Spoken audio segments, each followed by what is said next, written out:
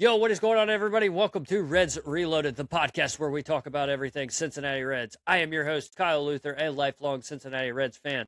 This is Chandler Patrick. He is also your host. He is also a lifelong Cincinnati Reds fan.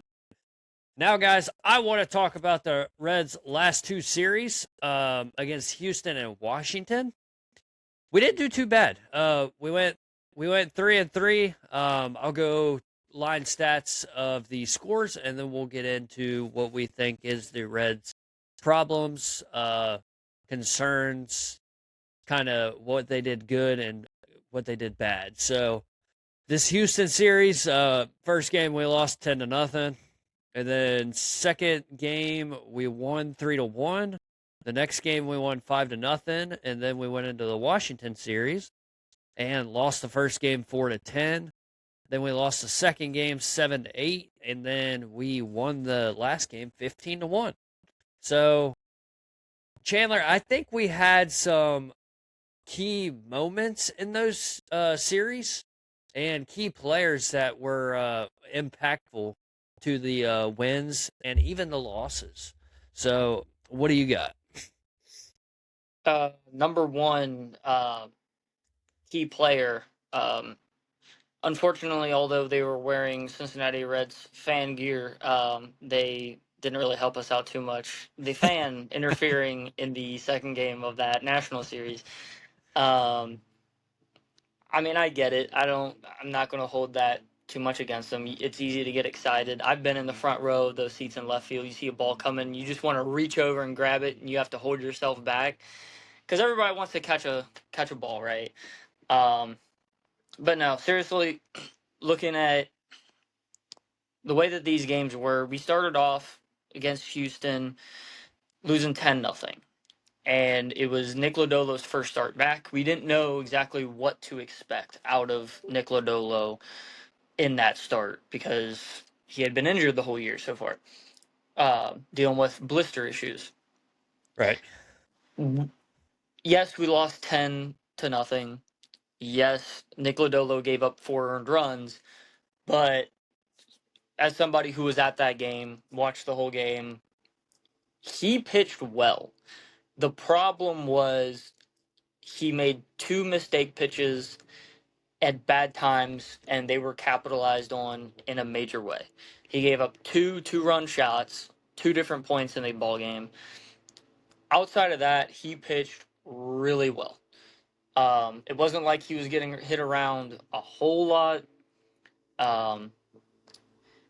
He went 5 1/3 innings, gave up 5 hits. That's including those 2 home runs. So you take those out, that's just 3 hits allowed. Right. He only walked 1. I mean, it was a solid start. Now his next start, not so much, right? But for it being his first start back, it was really good. Just some quick little things that I have pulled up here. Matt McLain, during the last 2 series, 6 for 20. It's a 300 average. He had 2 doubles, a home run, 3 RBIs, and he currently has an 8-game on-base streak. I believe there's 1 game in the middle of that breaks up his hit streak, but yeah, he's been really solid. Spencer Steer continuing to stay hot. He's brought his average up to 259 on the year, on base of 333, slugging of 449. I mean, you can just watch his at-bats, and you can just see how dialed in he really is. He's been drawing out at-bats, trying to draw walks, just get on base whatever way he can. He's hitting the ball hard. And, I'm sure his expected batting average during that stretch is probably even higher than what his actual batting average is just because he's hitting the ball hard consistently. Sometimes it's just going right to somebody. Ellie, I mean, what can we say about Ellie right now, right? He has 6 straight multi-hit games. One of those, he had 3 hits in 1 game. Overall, in the last 2 series, he was 13 for 26 on the season. He's hitting 299 with a 359 on base, 525 slugging. Sal Stewart, it's kind of like he's at a plateau right now. He was 6 for 25 against the Nationals and the Astros. JJ Bleday. All right. I know we were talking about like Nate Lowe before. He's cooled off. There was different guys that have been up and down. Right when it looked like Bleday was starting to cool off, he gets hot again. Right, Like right. this guy, when you talk about somebody who's white hot, that is JJ Bleday right now. In 16 games this season, he's hitting 321, 455 on base, 755 slugging.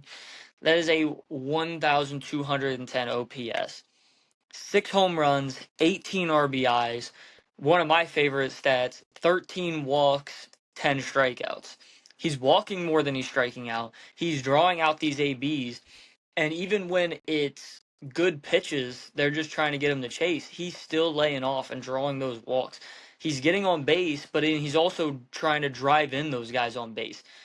Those 18 RBIs in 16 games, that is a lot. That is a So lot. That is a lot.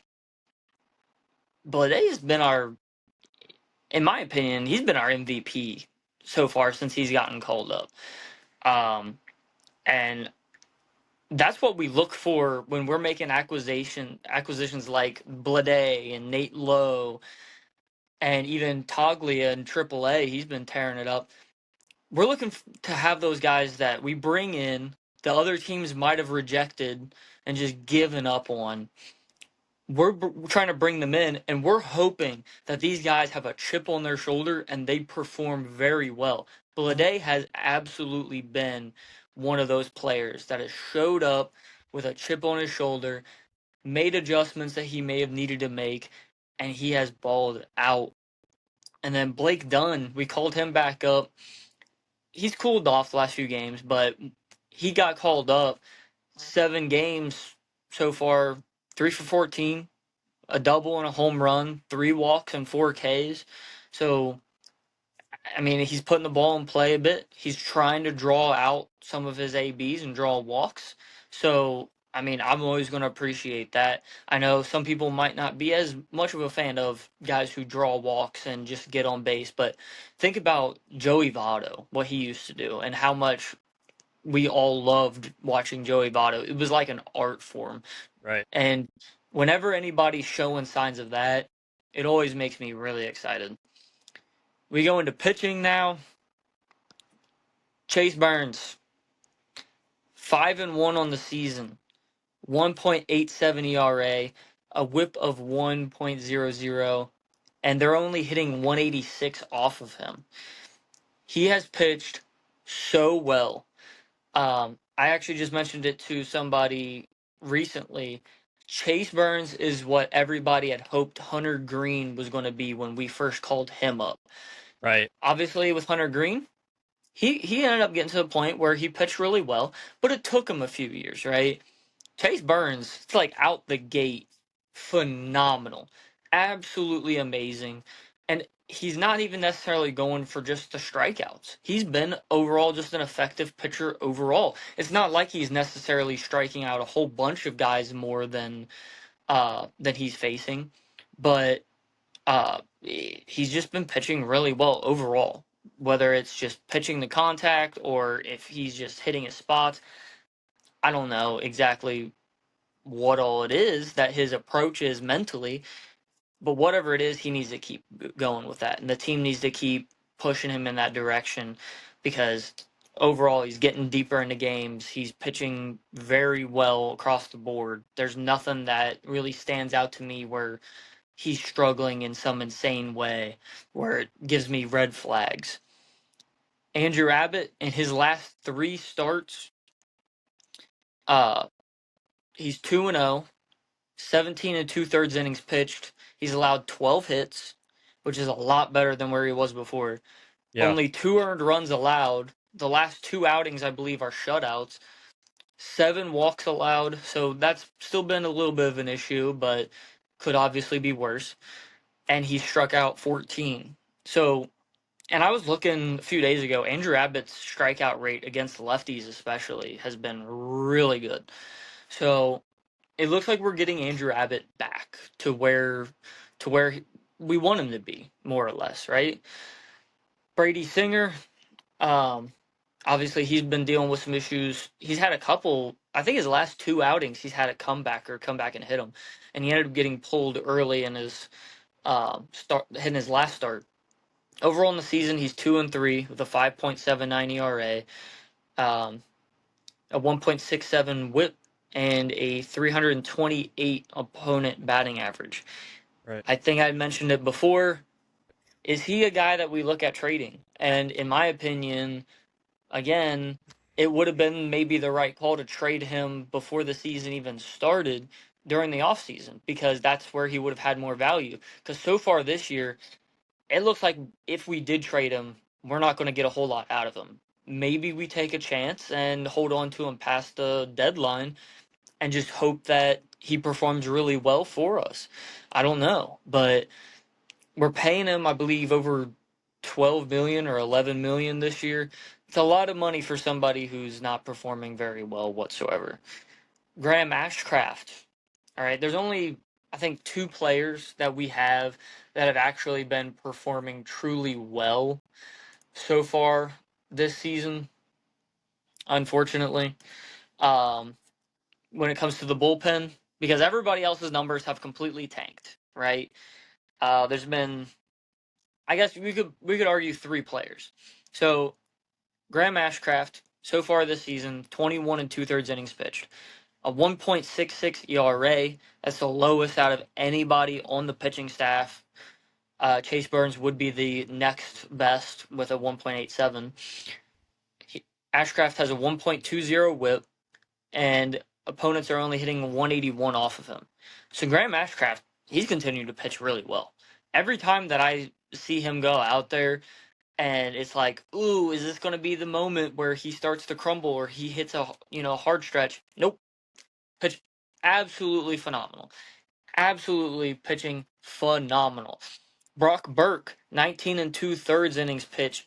I was excited for this signing going into the season.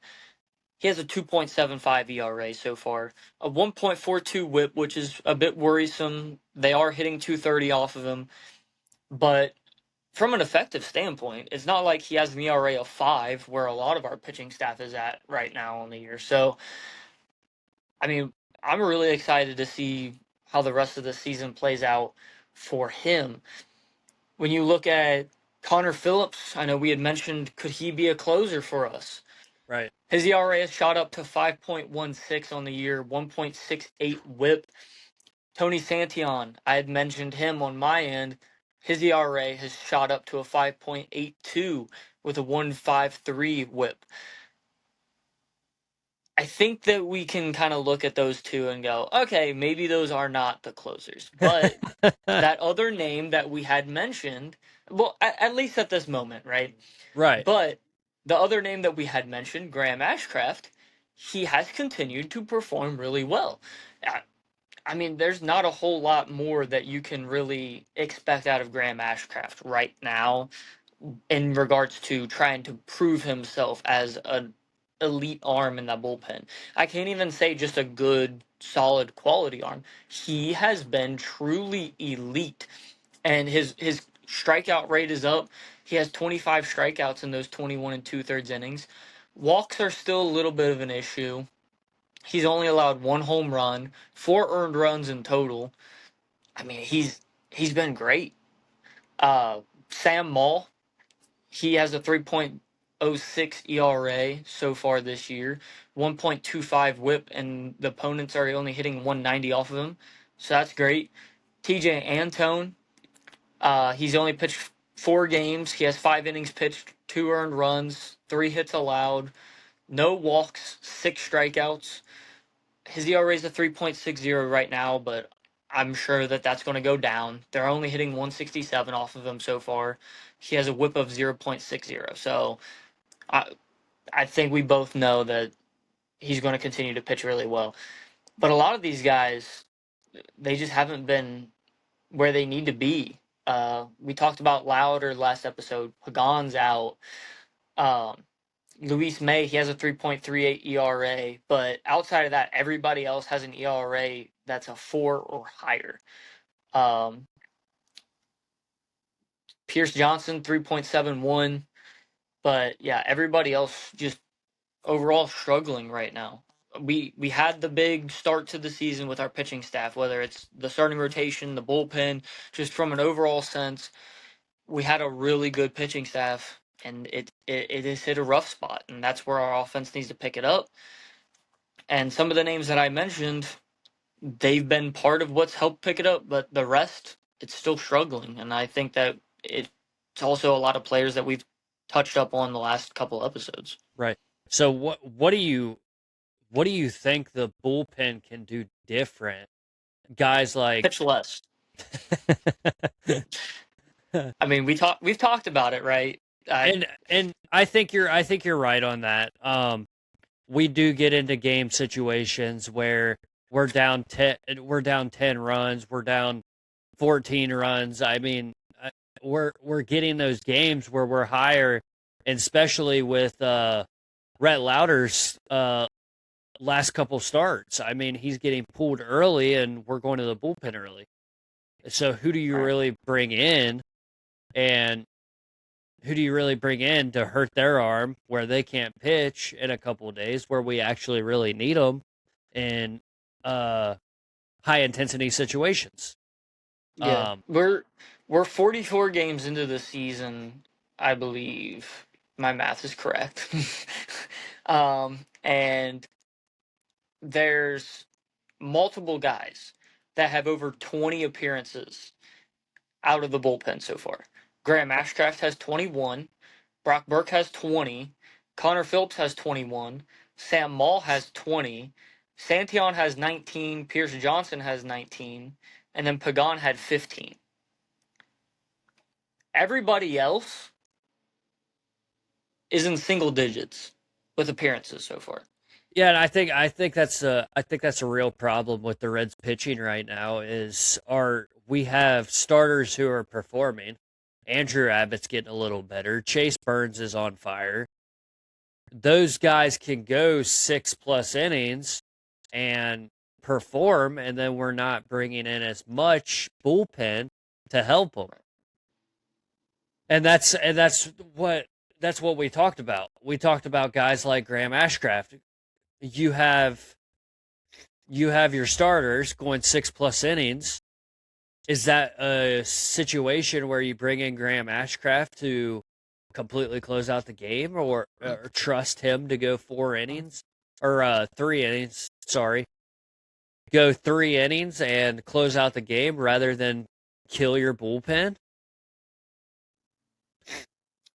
Um, yeah, I mean, one of the great things about our bullpen, a lot of these pieces that we have, a lot of these guys have either been starters coming up through the organization or they have at least been tried as a starter. So we theoretically would have guys that could come in and pitch multiple innings, and then it's just like that's it, as Right, opposed to just come in for an inning or two and then get taken. Because really, when you look at a lot of these stats, outside of like Jose Franco, a lot of these guys, their innings pitched are very similar to the amount of games that they've came in to pitch. So it's not like these guys are going multiple innings, right. at least not frequently. Um, we have numerous guys that we could bring in and pitch multiple innings. That could be a good thing or a bad thing, right? Then they're not usable for probably the rest of the series, but you're also not going through as many arms each day. So I think it's something worth trying, maybe for the Reds right now. Um, we have Graham Ashcraft, Connor Phillips, Tony Santion, um, Luis May. That's just TJ Antone, which I would be a little bit hesitant since he's still fresh off of coming back from Tommy John surgery again. So I'd still want to be cautious with him. But all those other guys that I mentioned, I mean, they've had reps as a starter before, whether it's at the big league level or just through the minor leagues, like Luis May. I think, like you said, it's definitely something we could try, right? Like, it's worth a shot. So is it We the have guys that can question? go multiple innings. So I bring up this question now. We talk about trading Brady Singer, right? Is it the question of maybe we should move him to the bullpen and try that out rather than because at the end of the day, we're going to get Hunter Green back and then somebody's going to have to go down in that rotation.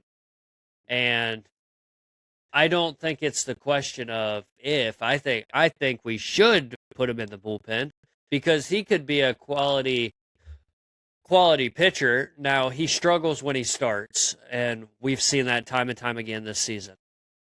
Brady Singer has struggled this season, but Mm-hmm. I think if he's only pitching 3 or 4 innings, I think he's solid. It's when he's pitching 5, 6 innings where he struggles the most, and he's throwing what 90 something pitches, and I mean, Yeah. I think at the end of the day, he would be a better bullpen in the arm or a better arm in the bullpen. Yeah. You see, like, Singer's allowed 59 hits in 42 innings pitched. Right, That's a lot. right. Um, it's always the danger zone when somebody's giving up more hits than they have innings pitched. That's always a huge red flag. Obviously, coming into the year, it kind of looked more like, for me, and I saw numerous other Reds fans talk about it on social media. It seemed like Chase Burns was going to be like the obvious pick to have in the bullpen, maybe even set him up to be a closer. I did see that too. He's pitched he's pitched so well out of the rotation this year. He surprised me. I think Singer, at least try it, right? At least try Singer in Yeah, the bullpen. Who knows? Maybe with him being in the bullpen, and if he was to, work on some things mechanically or something like that, maybe we see another Luke Weaver situation where he goes from like a league average starter or maybe worse than that, and then he ends up being a really good pitcher to have out of the bullpen and somebody that could go multiple innings and just eat those innings up if needed. He could even potentially be used kind of like we used Nick Martinez a couple of years ago as a flex guy where he can make a start if you need him to. He can work out of the bullpen if you need him to. That is where Nick Martinez's value really lied with us. Obviously, he's pitching really well with Tampa Bay this year, but last year as a starter, I mean, it wasn't the right thing and like the right call in my opinion. He pitched really well out of the bullpen, and that's even a thing going back to when he was with the Padres, I believe. Always pitched well out of the bullpen, struggled as a starter up until this year, really. So we could be looking at a situation with Singer where he could be in the same boat. yeah, and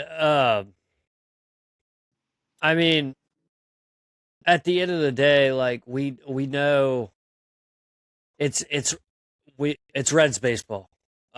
Right. We've been dealing with injuries with pitching for years, and I think that is a good idea where he's available to start if we need him to start. But I think his main role should be bullpen because I think he's going to be a lot more relevant out of the bullpen rather than starting. I mean, he's given up 5, 6, 7 hits a game this season, and that's why at the end of the day, that's why we're losing games. I mean, we lost 3 games, and Singer was one of those losses. So I I really do think he would be better in the bullpen. Yeah. And going back to what you was talking about with injuries out of the especially out of the rotation. But just from an overall sense, injury issues that we've had for years, we've had like Edison Volquez, right? All star when he came over to the Reds, absolutely phenomenal. I believe that was in '08, and then the next year, Tommy John surgery, and then he ends up missing, um, I believe most of '09 and a lot of 2010. Um, Johnny Cueto, he had some injury issues, and then obviously when we had extended um, Homer Bailey, we thought, oh well, this is going to be great, and he's only going to get better from here, right?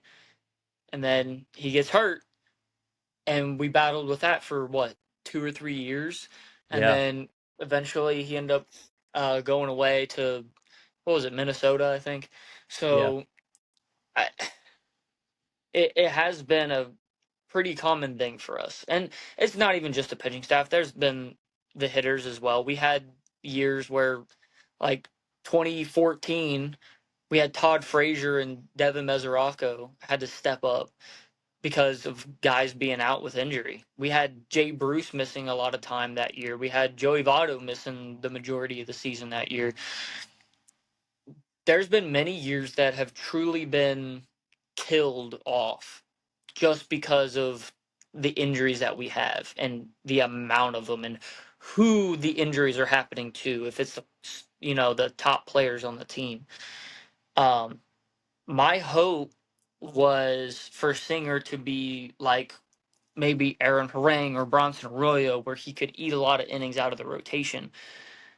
If he's not going to be that guy to help save the other arms on the staff, um, again, it truly is a good idea to maybe try him out in the bullpen and see if he can at least eat up a lot of those innings from the other guys in the bullpen.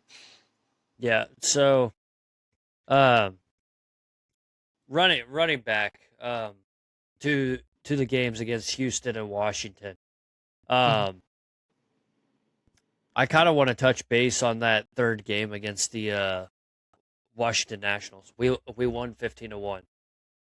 We had a really good pitching performance.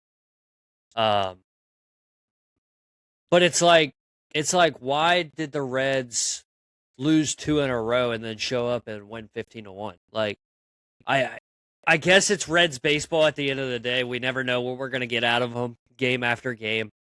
But Mhm. what changed from those last two games against Washington to that game? I in the lineup, pitching, everything kind of uh worked per se. Yeah, ultimately, I think about the most I could give you on that is it kind of how you finish that off. Everything just clicked from an Yeah. overall standpoint. Offensively, everything just happened to click. I mean, it happens all the time in baseball. Guys get hot. Sometimes guys get hot all in one game. Right. Sometimes they get hot in one series. I mean, we could. I'm trying to remember which year it was. It was here recently, where last couple years, just overall, we've had series against like the Yankees, who outperform us, and they might have like one of the top three records in baseball, but we end up sweeping them or we win the series against them. Same thing could go with the Dodgers. Um, I mean, I remember um, we had a few games like even about close to a decade ago where we might be fighting for no hitters, like a dual no hitter. I mean, sometimes things just randomly click, and it Yeah. could happen at any moment against any team. You look at the struggles that the offense had last year during the regular season, and then you look at the wild card series that we had against the Dodgers. The pitching is the only thing that really failed us in that series because the offense was actually there and they performed well against the Dodgers, which was quite surprising. Right. Um, if it wasn't for the pitching staff letting us down a little bit, then we might have been looking at. I mean, obviously, I don't think that it would necessarily have been the case, but the Dodgers did go on to win the World Series. If the Right. Reds beat the Dodgers, could we have seen the Reds be that hot where we could have gone and won the World Series? The 2019 Nationals are another good example of a team that maybe didn't look that special, but they went and won the whole thing. Um, I the Diamondbacks, like 3 years ago. So it's about getting hot at the right time, and that was one of those games where everything was clicking. And it really made up for the rest of the games because I had this also. So we were 3-3. We scored 34 runs. We Right. allowed 30 runs, right? So we scored more than we allowed, but that is inflated because of that 15-1 win. It's going to make us look better than we really were overall in that series or in those two series. Because like you said, we lost 10-0. We won 3-1. We won 5-0. And then we lost 10-4. We lost 8-7. And then we win 15-1. That brings all of our numbers up. That looks great. But we still lost that series. We Right. might have outscored the Nationals, but we still lost the series. And I think that's the biggest struggle with the Reds right now is not finishing out series. Uh, we struggle the most out of and we struggled with this last season if I remember right. We struggled with one run and 2 run games at the beginning of the season this year, before these two series and before I believe it was the Pittsburgh series. We were undefeated at 1 run, 2 run games, and now it's just tanked. And I We were think they're what, 12-0? yeah 12-0 or 13-0? we were 12-0 before that happened, and that's something. I mean, we talked about it. We talked about it last episode, and guys, I really think Terry Francona listens to us. I think he listens to the podcast because we saw what he did. He changed the lineup up these last two series, and that was a huge thing. Like we needed to get the guys at the top of the order at the bottom of the order and help that bottom of the order. And we're kind of seeing that with I know you have a little bit on Key Brian Hayes. We have Key Brian Hayes performing a little better because he has a little help down there. Yeah. So we had mentioned before he had been unlucky. They even called it out on the broadcast. I believe Larkin called it out where he was like, I mean, can you, even if he's unlucky and he plays great defense, how can you keep justifying putting somebody out there who's hitting 130 on the year, right? I believe his average is now up to a whopping 150. So, yeah, he's getting a little hot, but even if he's bringing up his batting average, he would have to bring it up a lot to justify everything else because at this point, if he just gets a hit in a game, it's going to bring up his batting average. Right. Um, so we're seeing a little bit better performance out of Ke'Bryan Hayes. I believe going back to the last game in the Chicago series, but overall, we're still missing that offense out of that spot in the lineup and out of that position overall. And he's been getting a lot more playing time with Suarez out. But when Suarez does come back, I mean, what are we going to do with Ke'Bryan Hayes? I mean, we'd love to have that glove at third base, but that offense, you'd have to think it's going to have to go back to Gino. Um, we might even see more playing time out of Sal Stewart at third base and have Gino at DH. I mean, there's multiple ways that we could really run things out there. We've seen Spencer Steer play really good at first, which doesn't surprise me. He's made some really good plays, helped save some errors. I saw one where Ellie was trying to uh, get the throw off to beat Speedy Runner, I think a couple of days ago, and Steer made a really good scoop on it. So we want, at least I want his glove at first base. I But I said that too. I said that too. yeah, Spencer Steer needs to be playing first. but Sal Stewart, he's made some really good plays. I saw him make some really good plays last Saturday when I was at the game. But his arms, it has a history of not being graded too great. So during a long run, you know, are we maybe costing ourselves some games putting him at third base and runners getting on that he just couldn't get the throw there on time, and then it ends up maybe leading to an extra run or two that costs us a game. So we have a lot of questions with third base and first base.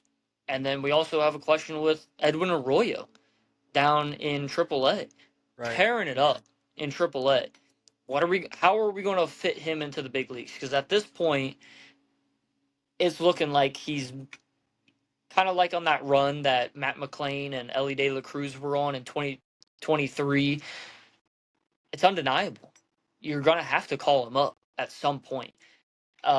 Same thing happened with Bulladay in AAA this year. Same thing happened with Sal Stewart last year. They become undeniable. You have to call them up.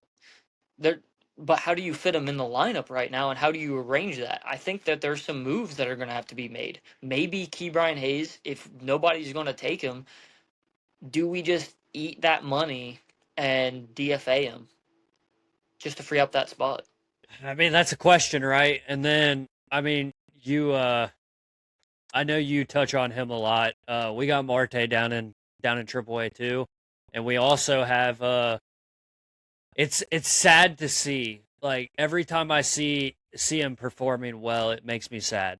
I see Reese Hines performing well down in AAA too, and it's the struggle because I would love to see him come up. He had a few good games against Tampa when we played Tampa in Tampa, but it's the question of he can't hit big league pitching, and then they go down to AAA. I mean, we saw it with Marte a little bit. He struggled.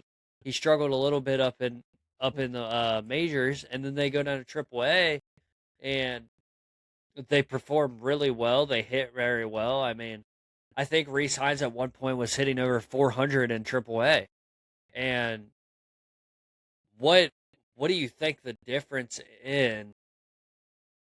Do you think it's the coaching? Do you think it's the pitching? Do you think what do you think it is that they're seeing down at AAA that they're not seeing up in the major leagues?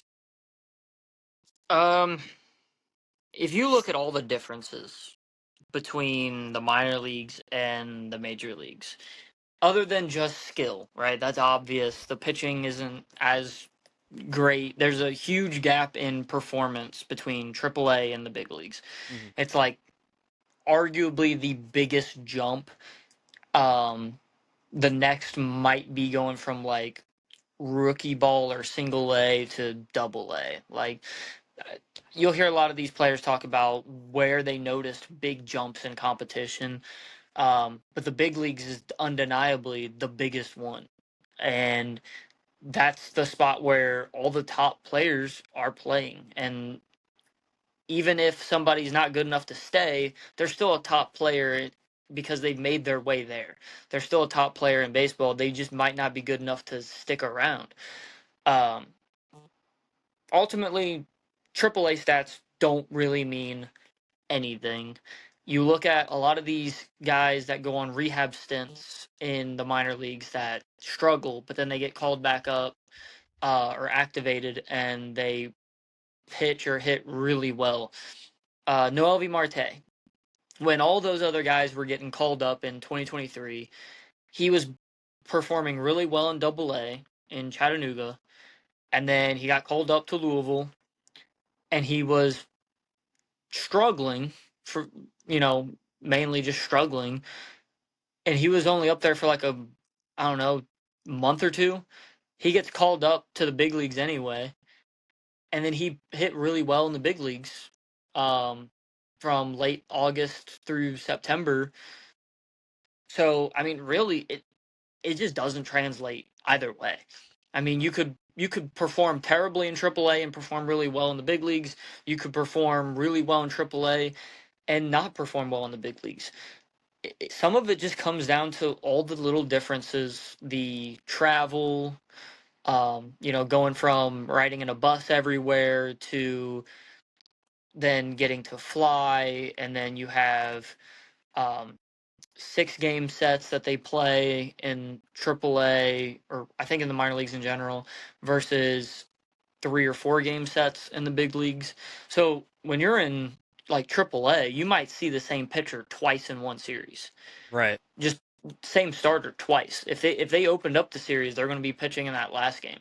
So you get a little bit more of a cheat code in AAA. You get a little bit more familiarization with somebody in a given series. The bullpen is a lot easier to hit off of because you see the same guys 3 or 4 times in a series. So that's just some of the differences, really. It comes down to the players, right?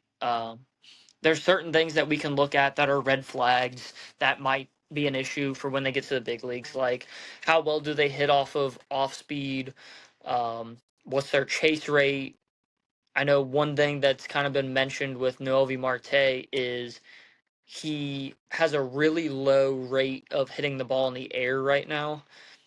Um, if he hit the ball in the air a little bit more, he'd probably hit like 30, 40 home runs a season. It's just that's one of his issues is he just doesn't hit the ball in the air enough.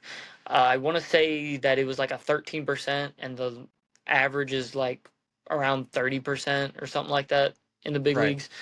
So there's certain details, like minute things for the players that they might need to work on that give off those red flags, but some of it just comes down to seeing the same pictures, the way that the travel is, the constant or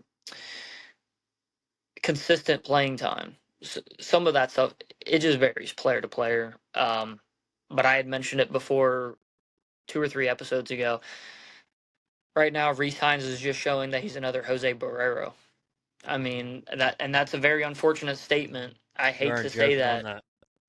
but that's what the case has been. He hits very well in AAA, and then he just can't hit big league pitching. And whenever they do give him a fastball, that's where he has to capitalize. And if he misses it, if he takes it, or if he fouls it off, then that's it.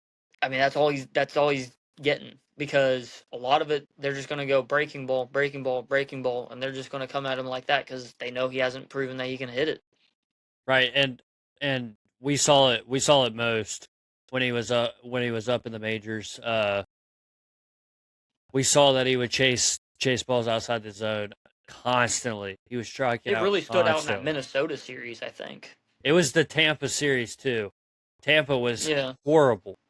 He would chase balls out of the zone, and not when he would hit the fastball, it would either be a home run or it'd be a double or something like that. It wasn't. There was no in between. There was no singles. There was no walks. It was either strikeout or home run. And I want to actually get your opinion since we're on the topic of AAA. I want to get your opinion on this. So I actually just thought of this while you were talking. So do we sing?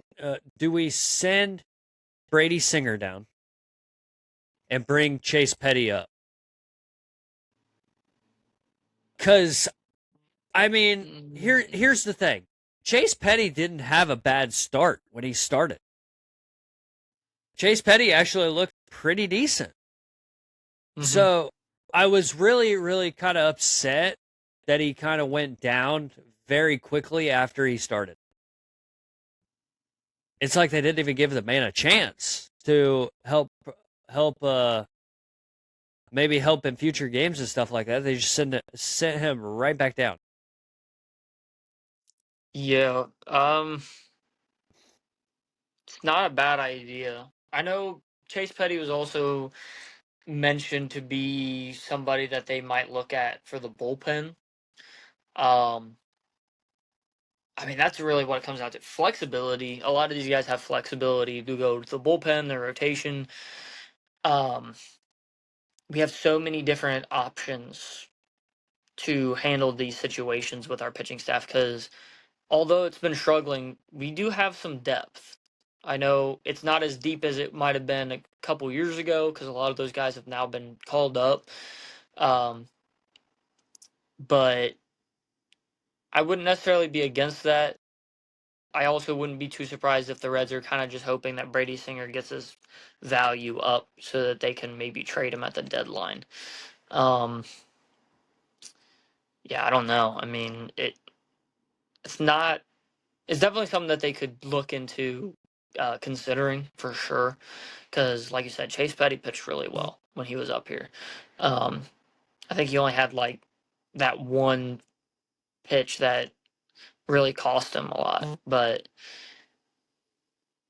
I don't know. Maybe they're wanting to be a little bit more hesitant with him.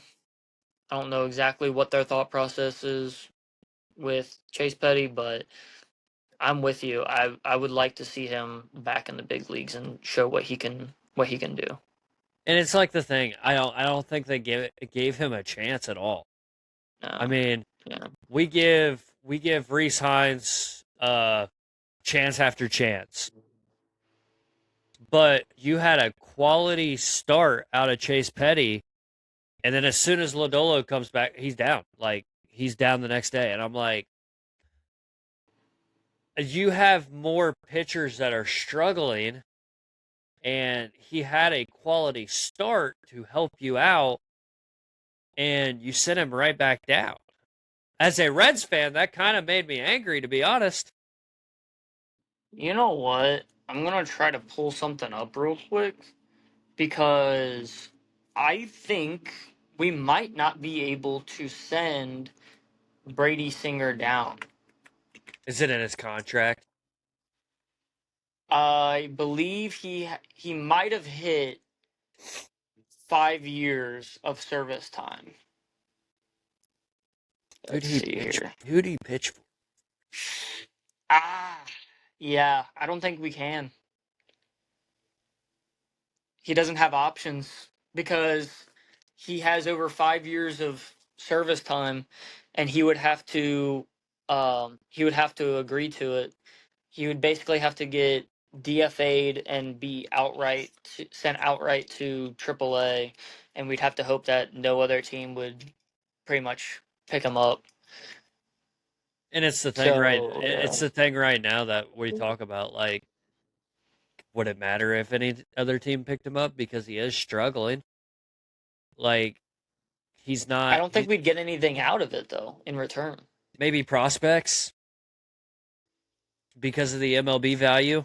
Um, he's a pitcher that could go in and start in your rotation, especially with these teams that are struggling right now. The Mets are really Yeah. struggling right now. They could use his help and maybe get a couple prospects out of him that are in Double A or even Triple A.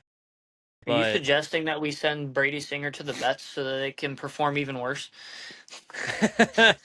it's not it's not it's not necessarily that. Like, we I know I've had a lot of conversations about the Mets and how bad they're struggling right now. And they were this team going into the year. Oh, they're going to be a big team. They're going to be big impact, and they're last in their division. And I think that would be a solid option for them to get pitching help. And I think we could get some quality players out of Brady Singer's value. So this is his last year. So they avoided arbitration with him. They didn't even go to arbitration. They're paying him $12.75 million this year. Is that worth it? So there's two ways that this could go. So Singer could get traded, and we could try to get prospects, money, whatever out of it. But he's eating a lot of money from us right now. We could see if we hold on to him throughout the season and he signs, trying to think if he has to sign for a certain amount of money or not, but then we would get a compensation pick in the draft next year. I would really like to see what options that we could have from other teams, what they would be willing to give up for him. Again, I would have loved if they would have done that in the offseason because I just don't know if his numbers were necessarily going to get much better than they were last year. And so far, they have not been. So, yeah, just Nick Kroll and Brad Metter, they need to get on the phone. They need to start reaching out to some teams. Hey, do you want this guy? Who are you going to give up? And it's nothing, personal against Brady Singer. I mean, it's just where we're at with our team right now. We have certain needs that we need to meet if we're going to be successful right now, because this is the window that we have for being successful. Like, at this point, we have to make some moves, and we have to get rid of some guys, even if we like them. We can also say the same thing about Friedel, for example, or Will Benson, um, Tyler Stevenson, who will be a free agent after this season. Like, we have a lot of issues to figure out with guys running out of time on the ball club. And what are we going to do? Are we going to get rid of them? Are we going to trade them? Are we just going to let them walk in free agency? Are we going to try to bring them back through free agency? What are we going to do with all of them? And how are we going to meet these needs that we need to meet moving forward? Not just this season, but, you know, like we've talked about, Ellie's gone after 2029, most Yeah. likely. Yeah. Um, this is our window, right? What are we going to do to set up our team to be successful for the next 2-3 years? Right. And I know you sent me a picture of it. You were actually really excited about it. Uh, and I'm sure you want to talk about it. Ellie met with his agent at Jeff Ruby's on Monday. Yeah, it ended up being nothing. We all know what that is now. that's So, that's how much money can we get out of another team for you to go to that team after 2029? so yeah, for anybody that didn't see it, Ellie was at Jeff Ruby's, and he had posted on his Instagram story the menu, and it said like "Welcome back," um, and it was like, okay, so what are we doing? Yeah, they Because they actually it was created like, him a Reds hat and everything. yeah, so like the dessert, they had the Reds hat. The menu said "Welcome back, Scott Boras," and I'm like, okay, well, these two things together, if they were to tease an extension, that would be the way to do it. Right. But also, it could have just been a follow up. It ended up turning out that there was a deal being done, but not with the Reds and Ellie. It was with UDF. They're having milkshakes and a certain flavor for Ellie, which I believe is available starting Monday. So probably be trying that There you go. next There you week. go, Reds fans. You heard it here first. But yeah, a little bit disappointing that it wasn't anything bigger than that. I mean, of course, maybe it could be, but also, if you remember, Ellie didn't really turn down the Reds' extension offer when he was asked about all of that. So obviously, Nick Kroll had been asked about it. He said that they had set an offer out there, and they just weren't really interested. It wasn't like they didn't negotiate. It's just they just weren't interested. They didn't even want to go back and forth with negotiations. Ellie's response was um, that he lets his agent handle all that. Right.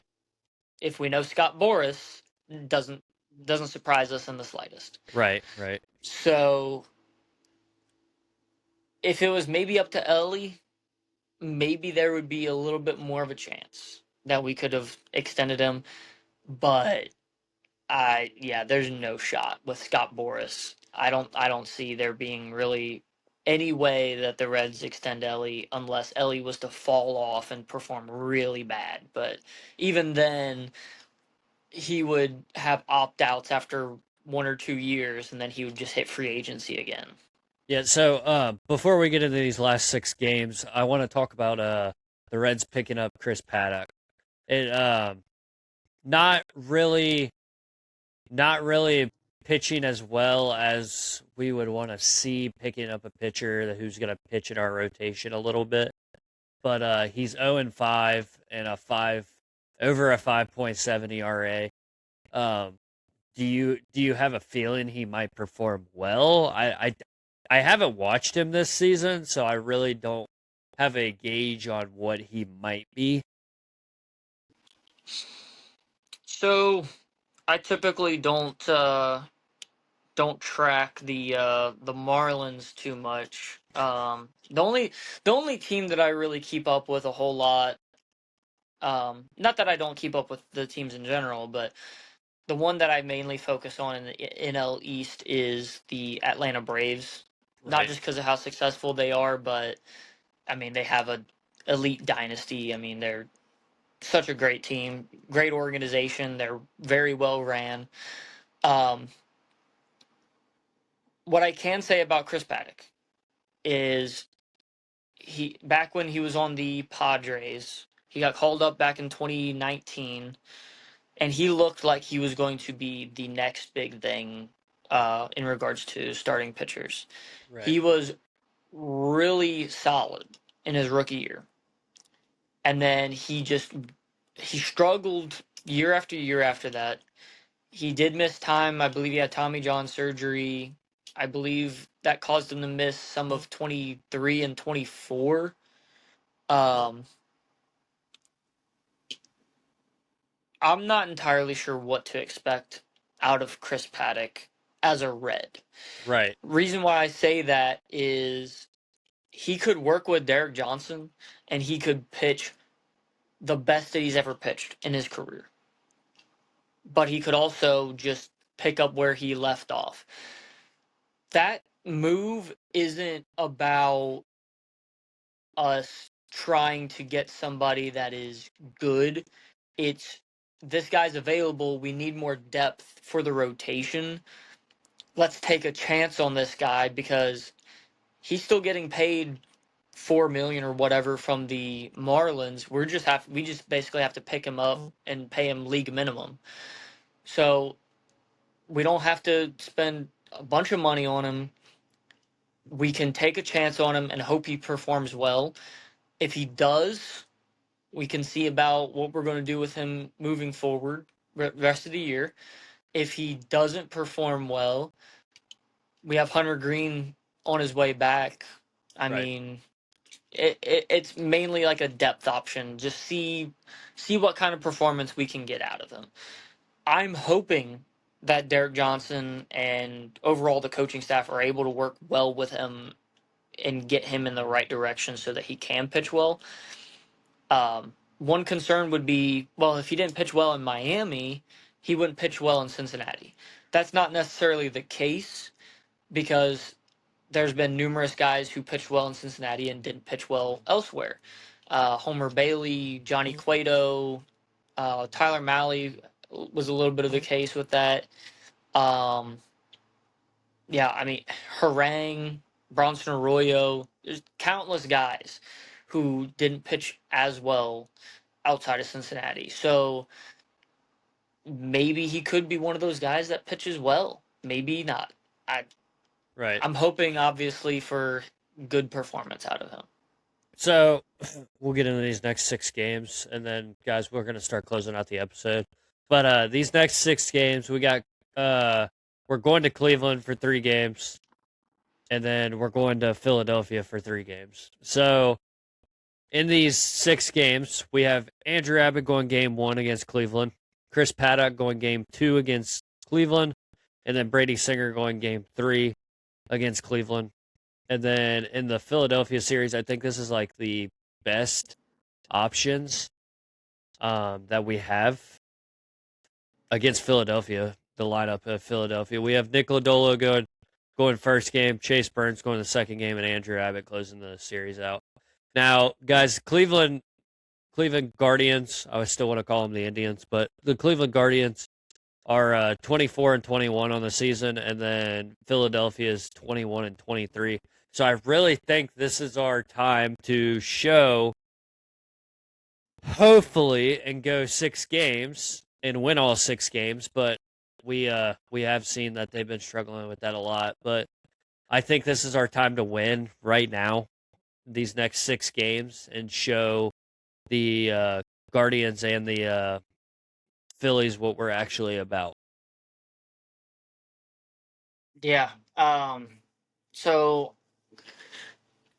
right now, when you look at um, for this first game of the series, Reds and Guardians very very similar looking when it comes to this game, right? Um, Andrew or both the Reds 23-21, Guardians 24-21. Andrew Abbott 2-2, 4.47 ERA, 1.51 WHIP, 33 strikeouts, 20 walks. Right. Bibby for the Guardians is 0-5 to start out the year, 4.17 ERA, 45 strikeouts, 1.35 WHIP, 18 walks. So he's walking about as many as Andrew Abbott is, close to it. He's striking out more. He has a lower WHIP and he has a lower ERA, but he's 0-5. Andrew Abbott's 2-2. So if our offense can get up there, perform, I'm not asking for us to perform like that last game, right? I don't care if we score 15 runs in a game. I'm just talking about if our offense scores enough runs to back up the pitching. Right. And if, like Andrew Abbott, if he can stay hot, he has an ERA a little over 1 the last 3 starts. If he can continue to pitch really well, and he'll be in a little bit of a bigger ballpark in Cleveland, if he can stay hot and our offense just scores enough to just back up the pitching on a day-to-day basis in this Cleveland series, we have a good shot at sweeping. Now, realistically, will we? Well, gauging off of the rest of the season so far, probably not, right? You mentioned it before. We've had issues with finishing out these series. Right. Um, but if we can at least have a chance to sweep, we need it now, maybe more than ever, especially with how much shade the Guardians and the Guardians fan base wants to throw at us, saying Cincinnati's in Kentucky and everything. Just a little friendly banter, but let's really stick it to them, right? Let's Let's really nail it in right now. Now would be a good time to get dialed. If we weren't going to do it against the Pirates and the Cubs, let's start it off with the Guardians. yeah, let's show them who the real team is in Cincinnati or Ohio, should I say. Yeah. So, Now, Philadelphia, we're going to be facing the guy that we were all hoping to get in free agency. Nothing against Suarez. We love Gino. But the guy that we wanted in free agency, and the Reds did pursue him and gave him a fair offer. In my opinion, $30 million a year is going to be overpaying him. But we did offer him a solid deal. Kyle Schwarber. yeah, I'm hoping that we don't get burned by Kyle Schwarber in that Philly series. he just smacks But like 3 home runs that series. with how he's been performing this year, I wouldn't be surprised. But we need to show him up a little bit, Yeah, right? yeah, If we can take down the Phillies, who have had their ups and downs this year, and might even be looking at trading off some of their pieces down the stretch, maybe we can give them that look of, oh man, maybe I should have signed with them. Maybe I want to be a part of that. right. Um, Change the perception. The Reds have had a perception the last decade or longer of, well, in regards to the guys that are in free agency, right? will they sign me and then still build around me, or what kind of competition are they going to really like? How competitive are they going to be? We could really start setting the tone with some of these guys on these different teams. Hey, when I hit free agency, maybe Cincinnati is one of those places to be now. Yeah, It's absolutely. electric. Absolutely. And I think that's how we rung in JJ Bleday and Nathaniel Lowe. But guys, if you enjoyed this episode, um I will say this now. I always forget to say this and I'm always so excited. Hit that like button on YouTube and subscribe to our YouTube channel. Follow us on Facebook, Instagram. I just created an X not too long ago. Um and then we're also on TikTok. So guys, if you did enjoy this episode, please come back. We love talking Cincinnati Reds baseball. We love giving you guys the news of the last 6 games, rumors we hear. If you guys have anything that you need us to talk about, or you're hearing a rumor going around, or anything like that, just shoot us a message. We're always available. So guys, if you did enjoy, I appreciate it. You come back, we appreciate it. If you choose not to, we still appreciate you being here. So, as Marty would say, guys, this one belongs to the Reds. See you guys.